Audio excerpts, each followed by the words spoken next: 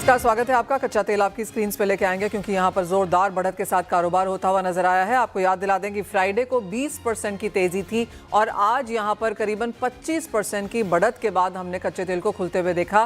कुछ मुनाफा वसूली उन स्तरों से जरूर आई है। 117 का हमने यहाँ पर हाई बनाया था आज एशियन मार्केट्स में। 107 के स्तर आपकी स्क्रीन पे फिलहाल।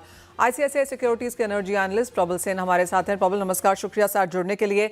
आई बिलीव बाजार को एक्सपेक्टेशन थी ओवर द वीकेंड, जिस तरह की हमने स्टेटमेंट सब तरफ से आते हुए देखी, ऑयल डिस्ट्रप्शंस मिडल ईस्ट में जो हैं, कि एक बड़ा उछाल प्राइसेस का हम मार्केट्स खुलते ही देखेंगे। उसके बाद कुछ हल्की सी स्टेबिलिटी भी है। क्या लगता है आपको, 10वां दिन है आज यहाँ पर और बाजार को लगता है कि और आगे भी ये कॉन्फ्लिक्ट जारी रह सकता है। किस तरह से क्रूड प्राइसेस को आप वर्स्ट के सिनेरियो में यहाँ पर देखते हैं? देखिए, वर्स्ट केस अभी निकालना तो बहुत मेरे ख्याल से मुश्किल है। मेरे ख्याल जो ये हो रहा है बाजार में, अब आई थिंक इंक्रीजिंगली ये विजिबिलिटी आ रही है, या रादर ये फियर आ रहा है कि ये डिस्प्यूट इतनी जल्दी शायद खत्म नहीं हो। एक जो क्रूशियल चीज हुई है वीकेंड पे, अगर आप देखें कि एनर्जी इंफ्रास्ट्रक्चर के ऊपर जो अटैक्स थे, वो अभी तक पहले 7-8 दिन में कहीं पे देखे नहीं थे उतने, लेकिन वो अब थोड़े से बढ़ रहे हैं। Even as per reports, water facilities, जो डिसैलिनेशन फैसिलिटीज है, उसके ऊपर भी कुछ अटैक्स हुए हैं दोनों तरफ। तो उससे फिर कॉन्फ्लिक्ट का जो इंटेंसिटी जो है, वो एक शायद और बढ़ता दिख रहा है, कम कम होने की जगह। तो वो शायद फाइनली अब मार्केट में एक रियलाइजेशन आ रहा है कि ये एक कोई बहुत छोटा या लिमिटेड वॉर नहीं है। इसकी एक्सटेंट बढ़ती जा रही है, इसकी इंटेंसिटी बढ़ रही है। तो फिर उसमें वर्स्ट केस, अगर हम रशिया और यूक्रेन कॉन्फ्लिक्ट को देखें जस्ट एज एन एग्जांपल, जो आपके कॉन्फ्लिक्ट फरवरी या मार्च में जब शुरू होने के बाद बहुत जल्दी क्रूड एक बार के लिए 130 गया था, लेकिन जैसे ये समझ में आया कि क्रूड की सप्लाई जो है उतनी इंपैक्टेड नहीं होगी और वो रीजनल, उस दो रीजन्स के बाहर नहीं जा रहा है कॉन्फ्लिक्ट, तब क्रूड सेटल हुआ था। तो यहाँ पे आई थिंक वो विजिबिलिटी या वो थोड़ा सा सेंटिमेंट टर्न होना जरूरी है, जहां ये समझ में आए कि ये कॉन्फ्लिक्ट का एक्सटेंट कहां तक है और उसमें एग्जैक्ट स्ट्रेट ऑफ हॉर्मुज के रीओपनिंग का क्या पॉसिबिलिटी है। इवन लिमिटेड वे में अगर स्ट्रेट थोड़ा सा खुलता है तो भी शायद मार्केट को थोड़ा रिलीफ मिले। अभी वो दिख नहीं रहा है एटलीस्ट। प्रबल, आई नो नंबर्स देना यहाँ पर बहुत ही मुश्किल है, लेकिन 130 हमने रशिया यूक्रेन के समय पे देखा था। आपको लगता है उस तरह के लेवल्स, बड़े लेवल्स, क्योंकि मार्केट अगर आप कॉल देखें या 140 150 तक भी यहाँ पर बातें हो रही हैं, आप कहेंगे कोई भी level, and as you said as of now देना मुश्किल है, लेकिन प्राइसेस चढ़ सकते हैं वहां तक? नहीं, देखिए, इनफैक्ट अगर आप भारत के लिए देखें, इनफैक्ट भारत में बिकॉज जब 130 गया था क्रूड, तब एक्सचेंज रेट एक्चुअली जो था और अब जो एक्सचेंज रेट है, इफेक्टिवली हमारे लिए तो 120 के ऊपर ऑलरेडी हो गया है, जो कि थोड़ी चिंता की बात है एटलीस्ट हमारे देश के लिए। और ग्लोबली कतर के एनर्जी मिनिस्टर ने कहा है कि गल्फ की बाकी कंट्रीज की एनर्जी फैसिलिटीज भी बंद हो सकती हैं और क्रूड उस सिचुएशन में 150 के ऊपर जा सकता है। तो अब उनसे ज्यादा नॉलेजेबल तो मैं हूं नहीं। अगर उनको वो सेंस आ रहा है तो there is very little one can say कि 150 नहीं होगा या 130 नहीं होगा। बट यहाँ से और क्रूड में चढ़ाव होने की जो पॉसिबिलिटी है वो डेफिनेटली है। अब वो $20 होगा या $25 होगा, आई थिंक फ्रैंकली वो एक लेवल के बाद एकेडमिक हो जाएगा डिस्कशन, क्योंकि डायरेक्शनली जो आप देख रहे हैं वो पेन आप भी बनता रहेगा। आई थिंक वो ज्यादा इंपॉर्टेंट मैसेज। एब्सोल्युटली। प्रबल, इंडिया के हिसाब से भी आप कहेंगे एक लॉन्ग लास्टिंग इम्पैक्ट है। 85% क्रूड ऑयल इंपोर्ट करते हैं हम, एलपीजी इंपोर्ट करते हैं, एलएनजी इंपोर्ट करते हैं और काफ़ी कुछ इसमें से स्ट्रेट ऑफ हॉर्मुज से आता है। एज ऑफ नाउ जिस तरह की स्टेटमेंट, चाहे वो एक्सटर्नल मिनिस्टर से हैं, पेट्रोलियम मिनिस्टर से हैं, थोड़ी सी ऑन द पॉजिटिव साइड है कि अभी तक हम यहाँ पर पर्याप्त इन्वेंट्री के साथ काम कर रहे हैं। रशिया क्रूड अवेलेबल है अगले 1 महीने के लिए, लेकिन कितनी बड़ी कंसर्न ये है? देखिए, आई थिंक जो गवर्नमेंट ने कहा है कि 7 to 8 वीक्स का कवर हमारे पास है, जो ट्रांसलेट होता है पकड़िए 40 या 50 दिन तक, आई थिंक हम सस्टेन कर सकते हैं। But I think government obviously proactively measures लेगा कि और बाकी किसी डेस्टिनेशन से अगर हम अरेंज कर पाए। रशिया से I am sure there would be an attempt कि जितना हो सकता है हम एडिशनल कार्गो सोर्स करने की कोशिश करें with in this 30-day window. अब उसमें टेक्निकलिटीज हैं, there are still some legalities जो आई थिंक कंपनीज भी वर्कआउट करने की कोशिश कर रही हैं कि ये वेवर के बाद भी क्या आप एक्चुअली कौन से वेसल ला सकते हो, क्या कर सकते हो, बट मेरे हिसाब से प्रैक्टिकली स्पीकिंग रशिया का एनर्जी मार्केट में वापस आना बहुत जरूरी है, सिर्फ इंडिया के लिए नहीं, बट आई थिंक अगर आप ग्लोबल बैलेंसेस भी देखोगे एनर्जी के, इंडिया चलिए थोड़ा वल्नरेबल है specifically for LPG at this point of time, लेकिन यूरोप को भी तकलीफ होने वाली है, इवन बाकी रीजन्स को भी तकलीफ होने वाली है। सो Russia is the only country जहां पे बिकॉज ऑफ सैंक्शंस आपने एनर्जी सरप्लसेस क्रिएट कर दिए हैं, they have the production capacity जो वो भेज सकते हैं स्पेसिफिकली एशिया में के अंदर। तो अगर वो वापस आते हैं तो उससे थोड़ा बहुत पेन एलिविएट हो सकता है। अदरवाइज अगर ये कॉन्फ्लिक्ट महीना 2 महीना से ज्यादा चला विद द सेम इंटेंसिटी और स्ट्रेट ऐसे ही बंद रहा, फिर तो देखिए सिर्फ इंडिया की बात नहीं है, हर कंट्री को तकलीफ होगी, उसमें कोई डिबेट नहीं है। द क्वेश्चन इज कि फिर आप कितना उसको मिटिगेट कर सकते हो, whether it's rationing, whether it's selective shutdown of industries, जो हम all of those will be on the table एक पॉइंट के बाद। वेल एब्सोल्युटली प्रबल, बहुत शुक्रिया साथ जुड़ने के लिए और वो सारे के सारे सिनेरियोज ऑन द टेबल यहाँ पर रखने के लिए। तो जैसे कहा गया कि येस, क्रूड एनर्जी यहाँ पर जिस तरह के इंफ्रास्ट्रक्चर्स पे हमने अटैक आते हुए देखे हैं, उसका सीधा इम्पैक्ट आज यहाँ पर प्राइसेस में देखने को मिला। एक बहुत ज़्यादा तेज़ी के बाद एशियन मार्केट्स में कुछ स्टेबिलिटी अब कच्चे तेल में देखने को मिली है। जैसा कि आप देख सकते हैं, एक समय पे भाव 25% ऑन द हायर साइड थे, एज ऑफ नाउ 15% की बढ़त के साथ कारोबार $107 पर ब्रेंट है। आपको ये भी याद दिला दें कि इस साल की शुरुआत $60 प्रति बैरल से हुई थी। जब ये इजराइल यूएस ईरान का कॉन्फ्लिक्ट शुरू हुआ, उस समय कच्चे तेल के प्राइसेस 71 के आसपास थे। तो 71 जो 27 फरवरी को प्राइस था, और उसके बाद आज 9 मार्च को जिस तरह के हमने प्राइसेस आते हुए देखे हैं, 71 से 117 तक के प्राइसेस यहाँ पर बनते हुए नजर आए हैं। यानी कि एक बहुत बड़ी तेजी हमने कच्चे तेल में आते हुए देखी है। आपको ये भी चीज़ याद दिला दें कि ज़्यादातर कमोडिटीज़ में 10 से 15 से 20% तक भी किसी में लॉजिस्टिक कॉस्ट ऑलरेडी जुड़ी हुई होती है। तो वो अगर कच्चे तेल के तौर पर है, वहां पर ऑलरेडी हमने 80% की तेजी इस साल में अब तक आते हुए देखी है। तो वो सारी की सारी इन्फ्लेशन में यहां पर तब्दील होती हुई नजर आ सकती है। आप देख ही सकते हैं जिस तरह से रिकॉर्ड लोज रुपए में बने हैं, इक्विटी मार्केट में कंप्लीट सेल ऑफ है। तो कुछ चिंता की बात आगे जाते हुए अगर ये चीज प्रोलॉन्ग होती है तो। ये तो बात हुई कच्चे तेल की, जहां पर लगातार हम पूरा दिन इसके ऊपर नजर भी रखते रहेंगे। लेकिन इसी के साथ साथ एक अच्छी खबर भी है। हम संडे को यहाँ पर विमेंस डे मना रहे थे और उसकी ओर से हमने काफी कुछ यहाँ पर संडे वीकेंड पे होते हुए देखा भी है। हमारे साथ अब किस्ना डायमंड एंड गोल्ड ज्वेलरी के founder and MD Ghanshyam Dholakia हैं।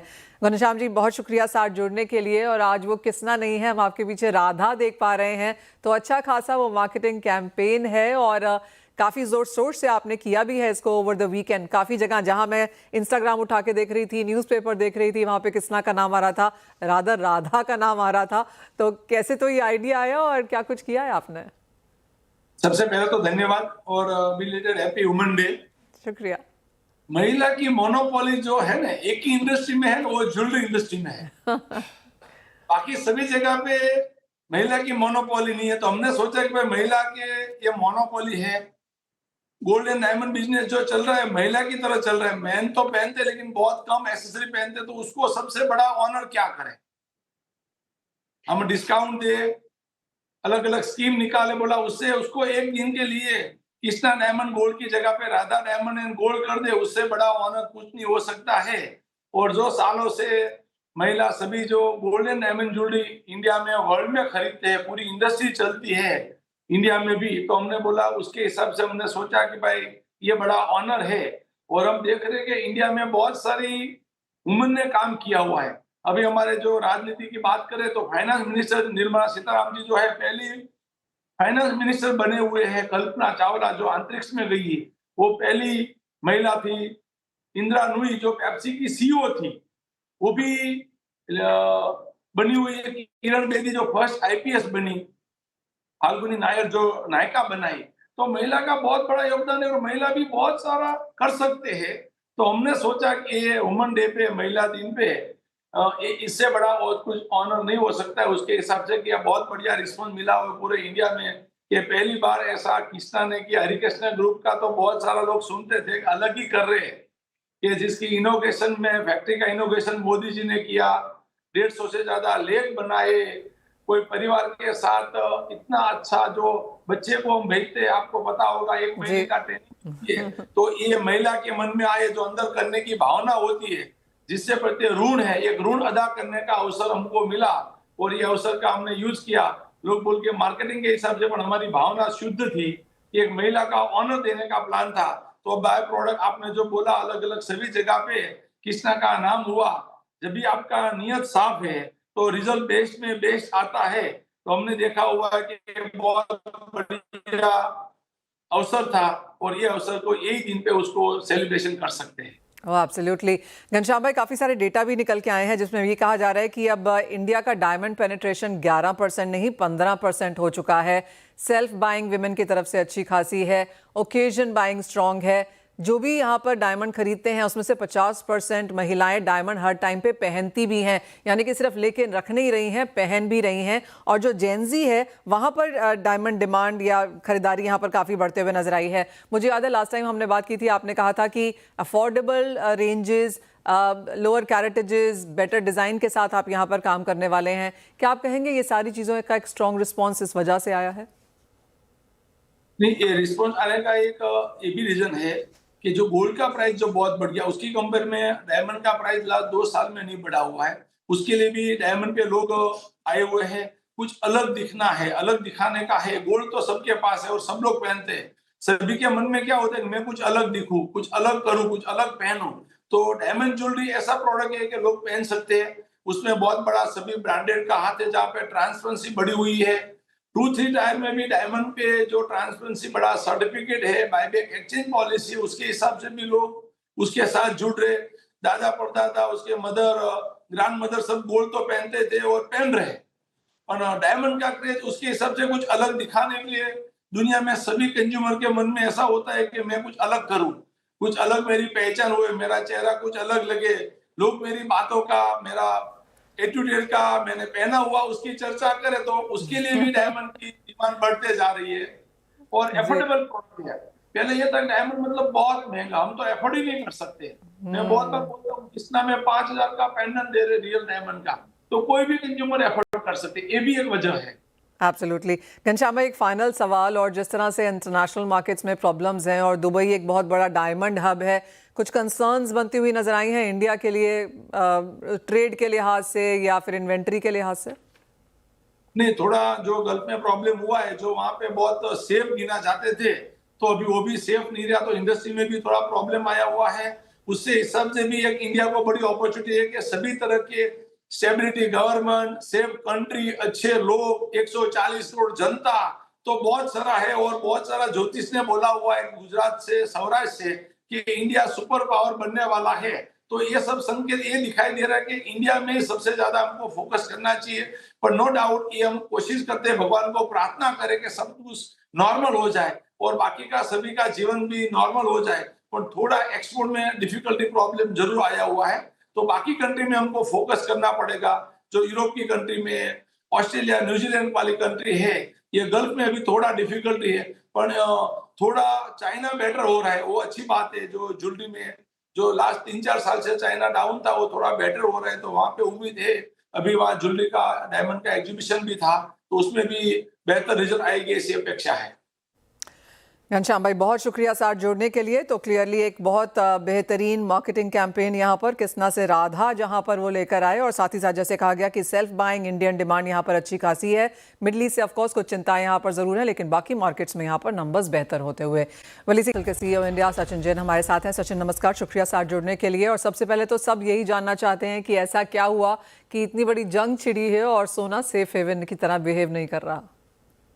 मनीषा जी, पहले बहुत बहुत धन्यवाद, और आपके द्वारा आपके श्रोताओं को और आपको happy women's day. It's very important. और जैसे आपने मेंशन करा, तो जिस तरह हिस्टोरिकली हमने देखा है कि इस ऐसे मुकामों पे गोल्ड का एक पॉजिटिव एक इनपुट रहता है। हमने देखा कि पहले के 2 दिन में काफी उछाल आया और फिर this got subsided. And I think ये जो शुरू में उछाल आया था, जो ऑलमोस्ट 5400 पार कर गया था गोल्ड, और बैक टू 5100 है। इसमें एक तो मेनली जो गोल्ड के कुछ ETF में काफी लिक्विडेशन हुई है यूएस में। एक यूएस स्ट्रेंथन, डॉलर काफी स्ट्रेंथन हुआ है, लेकिन जो हमें अभी आंकड़े मिल रहे हैं कि ये जो कॉन्फ्लिक्ट है ये कुछ शॉर्ट टर्म नहीं है, this is gonna go on. तो आई थिंक जो गोल्ड का एक मेन होता है एज अ हेज, वो आई थिंक प्ले आउट करेगा। So I will not worry about कि गोल्ड की मेन क्वालिटी में वो कुछ ऐसे रिस्पॉन्ड नहीं हुआ है, लेकिन इस समय बहुत हाइटेंड प्राइस गोल्ड का भी था, उसको मद्देनजर रखते हुए आई थिंक आज की डेट में अगर आप देखें तो it's a fair bit of valuation gold कहाँ पे है। सचिन, सिर्फ गोल्ड ईटीएफ लिक्विडेशन नहीं है, अगर हम जनवरी का डेटा देखें जो वर्ल्ड गोल्ड काउंसिल का है, सेंट्रल बैंक बाइंग भी थोड़ी सी डिसअपॉइंटेड रही।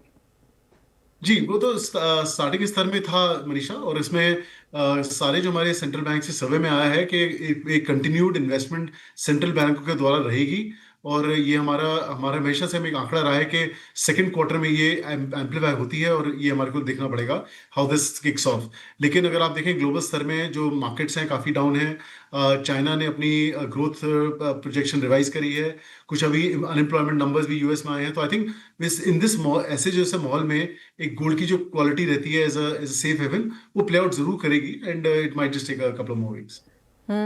ओवरऑल डिमांड आप कैसी बनता हुआ देखते हैं Sachin? I know it's very early days even now, लेकिन अगर हम जैन फेब की यहाँ पर बात करें, फिजिकल डिमांड, इन्वेस्टमेंट, ज्वेलरी, क्या कुछ ट्रेंड्स यहाँ पर देखने को मिले हैं टिल टाइम कैलेंडर ईयर के लिहाज से?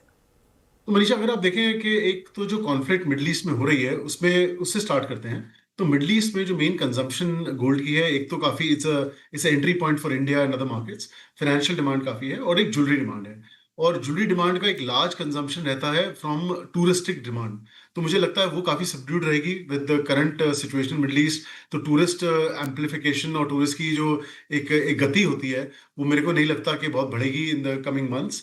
तो एक तो वो एक डेटरेंट रहेगा, लेकिन साथ ही साथ एक investment demand as a pure quality जो गोल्ड की होती हैं, as a safe haven, as a hedge, as a diversifier, वो प्ले आउट करना चाहिए।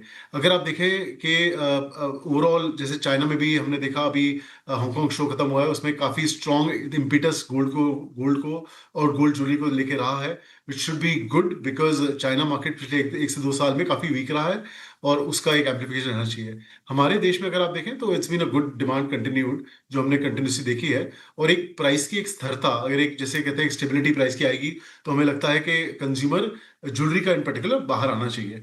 लेकिन इन्वेस्टमेंट डिमांड हमारे देश में भी काफी अच्छी ग्रो कर रही है। एक फाइनल सवाल देन सचिन, जैसे आपने कहा कि middle east, Dubai, of course वो टूरिस्ट डिमांड यहाँ पर हिट करी है, इंडियन रिप्रेजेंटेटिव्स का भी यहाँ पर कहना है, इंडस्ट्री का, कि चाहे वो गोल्ड है, डायमंड है, because Dubai is a major trading hub के तौर पर अब देखा जाता है, तो वो डिमांड यहाँ पर हिट होती हुई नजर आई भी है। कितना बड़ा इम्पैक्ट इसका आ सकता है, क्योंकि Dubai markets in that sense एक काफ़ी बड़ा नंबर है ग्लोबल सेंस के लिहाज से भी। तो मनीषा, आपको बहुत अच्छा क्वेश्चन है, क्योंकि एक दुबई एक बहुत थर्ड लार्जेस्ट मार्केट है गोल्ड का, एज अ इम्पोर्टेंट हब है। और अगर आप सोचें कि जैसे फ्लाइट्स हैं, अभी जो फ्लाइट्स में अगर और एक डेटरेंट आता है, और एक जो रेगुलरिटी खत्म होती है, कुछ डिपेंडेंस कम होती है, तो मुझे लगता है कि ऑल्टरनेटिव रूट्स गोल्ड के बनेंगे हमारे देश के प्रति और अलग मार्केट्स में, जिससे एक प्राइस पे इम्पैक्ट आएगा for transition on transport cost. तो ये हो सकता है एक जरिया बने, लेकिन it's a wait and watch. और अभी जिस तरह से नॉर्मल सी at least logistics point of view से सरकार और सारी गवर्नमेंट्स लेके आ रही हैं, ये देखने वाली बात है अगले हफ्ते में कैसे होता है। और जैसे अगले इस वीकेंड पे जिस तरह से कुछ नॉर्मलाइज हुई हैं, ट्रैवल बढ़ा है, और गोल्ड का मूवमेंट दोबारा से एम्पलीफाई हुआ है, उसको देख के नहीं लगता कि इसको बहुत चिंताजनक बात होनी चाहिए। Fair point that. सचिन, बहुत शुक्रिया साथ जुड़ने के लिए। तो क्लियरली जैसे कहा गया कि ईटीएफ लिक्विडेशन है, थोड़ी सी स्लो मार्केट है, यूएस डॉलर में स्ट्रेंथ है जिसका इंपैक्ट गोल्ड पे है, लेकिन जैसे सचिन हमें अश्योर कर रहे हैं कि लॉन्गर टर्म के लिहाज से as a hedge against inflation, as a hedge against geopolitics, सोना आपको लगातार सपोर्ट दिखाएगा। And having said that also 5000 के लेवल्स यहाँ पर लगातार होल्ड होते हुए नजर आए भी हैं, काफ़ी वॉलेटाइल ऑफ कोर्स गोल्ड के मूव्स उसके बावजूद यहाँ पर रहे। वेल, इसी के साथ फिलहाल इस कार्यक्रम में इतना ही समय है, मुझे दीजिए इजाजत। आप बने रहिए CNBC आवाज़ पर।